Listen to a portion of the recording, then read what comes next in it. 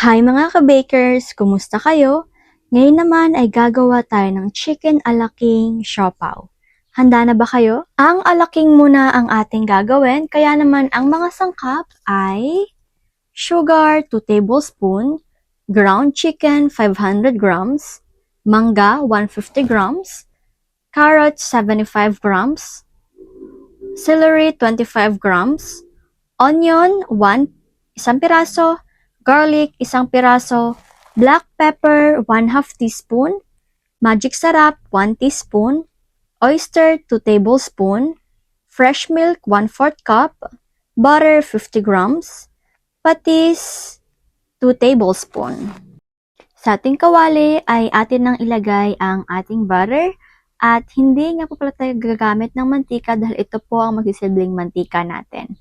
At syempre, pagkatapos naman po ay atin na po itong haluin ng haluin para naman po sa bilis po siyang matunaw. Kapag tunaw na po ang lahat, ay atin na pong ilagay ang ating garlic na dinice na po natin. At ang next naman po ay ang ating sibuyas na hiniwa na rin po natin sa maliliit. Atin lang pong igisa ng kaunti at pag nagisa na po ay pwede na po nating ilagay ang ating ground chicken.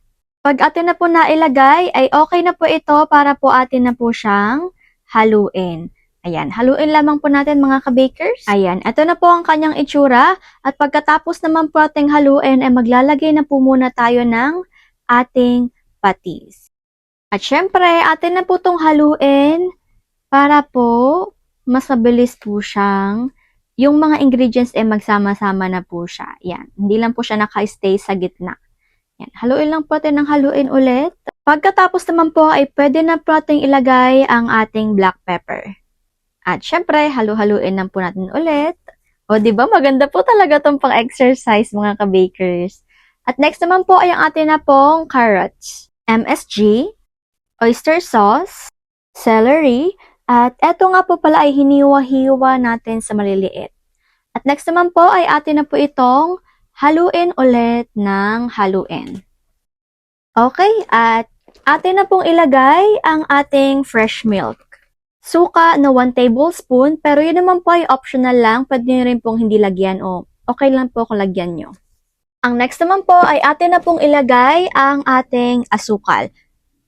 Atin na po itong haluin ng haluin at dahil po nagkakaroon na po o nagtutubig na po ang ating chicken, ay haluin na lang po natin ito ng paminsan-minsan.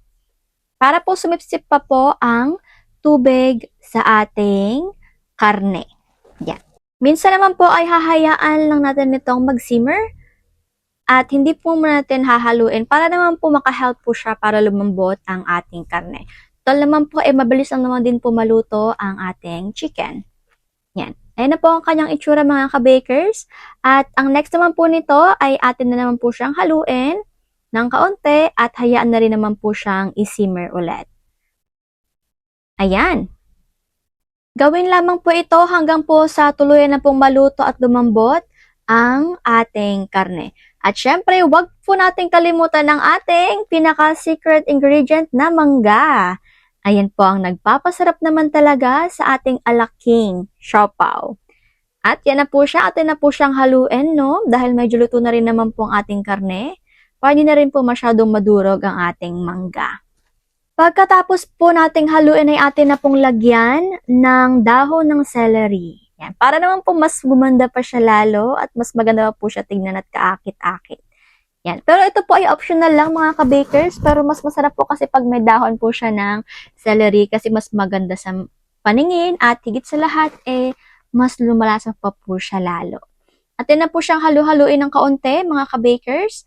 At syempre, yan, luto na po ang ating alaking na palaman sa ating siopaw. Maglaga muna tayo ng 4 na itlog.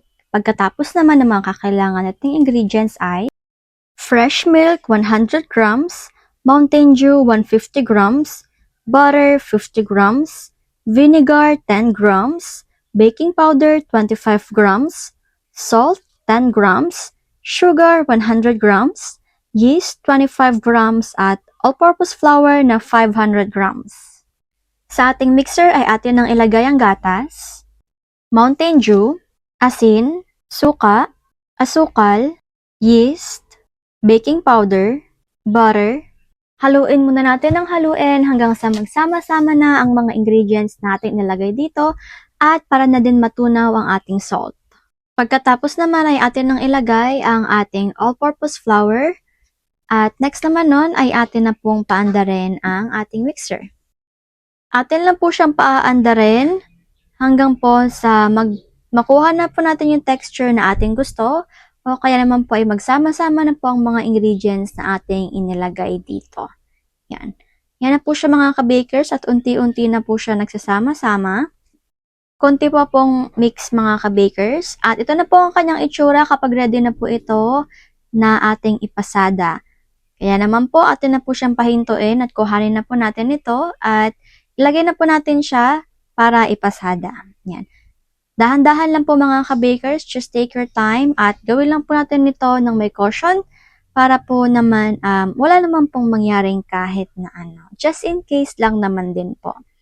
Ayan, so ito na nga po, no, atin na po siyang pinapasada at unti-unti na po siyang okay. Kibalayan na po ang consistency na hinahanap natin, yung medyo stretchable, tsaka po buo-buo na po siya. Hindi na po siya kagaya kanina na parang buhaghag at tsaka po nagkakahiwalay-hiwalay pa rin.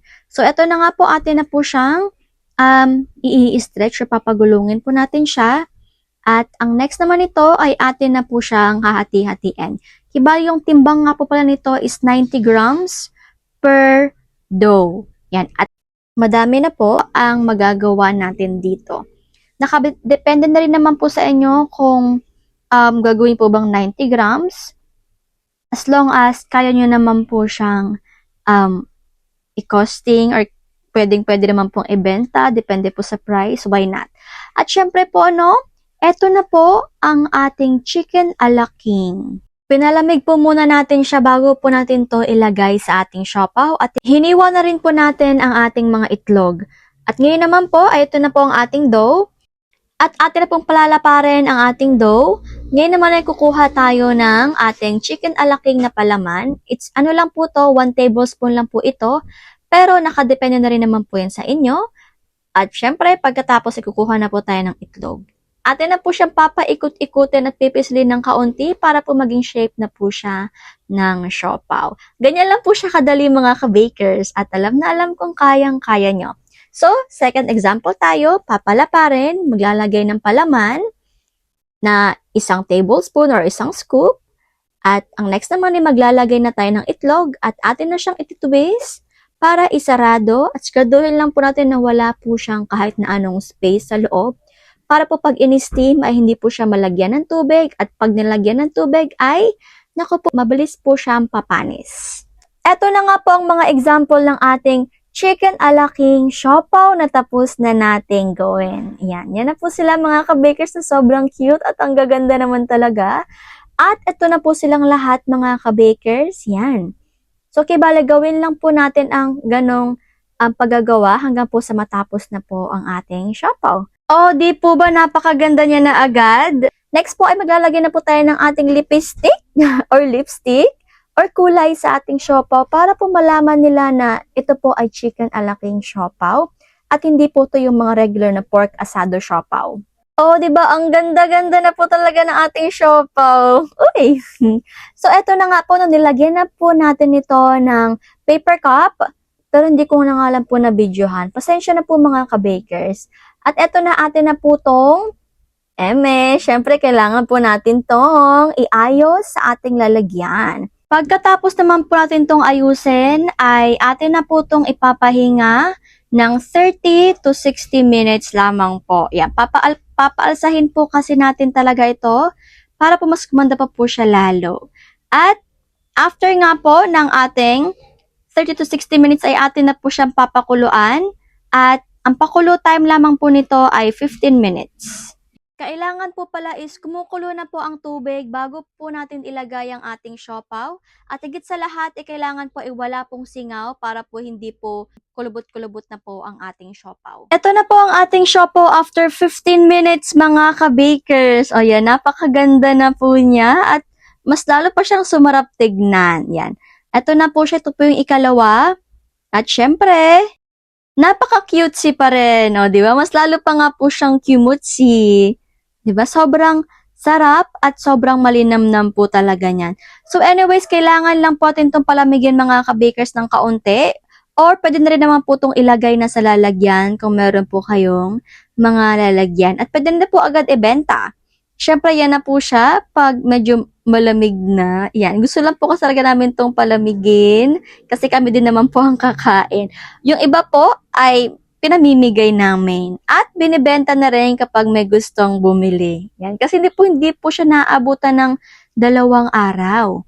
So, ito na nga po ang kanyang itsura mga ka-bakers, no? Sobrang sarap, sobrang lambot, at higit sa lahat, mabentang mabenta. Kaya ano pa pong hinihintay nyo kundi ibenta nyo na rin. Ang ating food for the soul ngayong hapon ay Kawikaan 16:32. Higit na mabuti ang taong mapagpasensya kaysa sa taong makapangyarihan. Higit na mabuti ang taong nakakapagpigil sa sarili kaysa sa taong nakakasakop ng isang lungsod. Amen, mga ka-bakers. At ito lamang po, gusto ko lamang po kayong pasalamatan. Maraming salamat po sa inyong lahat.